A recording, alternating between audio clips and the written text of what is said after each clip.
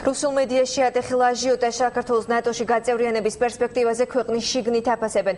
თბილისში ამბობენ, რომ ჯერ კიდევ ბევრი საშინაო დავალებაა შესასრულებელი და 2014 წლისთვის გაწევრიანების მოლოდინი არც არსებობდა. ნაციონალურ მოძრაობაში ტექნიკურ პრობლემებთან ერთად მმართველი გუნდის არამდგრად პოზიციაზე საუბრობენ.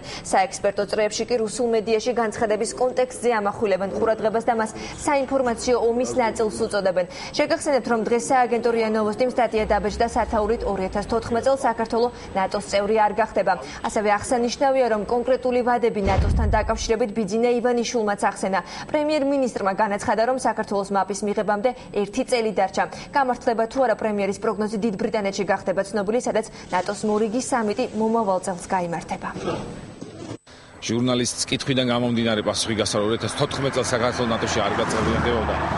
არც რა თქმა უნდა ამის მოლოდინი ამ ეტაპზე საქართველოს არ გააჩნია. ჩვენ შემიძლია გითხრათ, რომ ძალიან აქტიურ ფაზაში ვართ გადასული ნატოსთან ურთიერთობის თვალსაზრისით. რთული საკითხია საქართველოს სრულფასოვანი ინტეგრაცია ევროატლანტიკურ სივრცეში. მე მგონი ახალი ამაში არაფერი არ არის, ხო?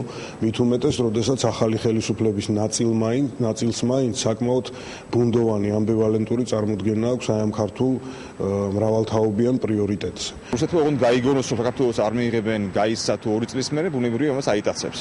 ჩვეულებრივი პროპაგანდაა, მეტი არაფერი ამაში.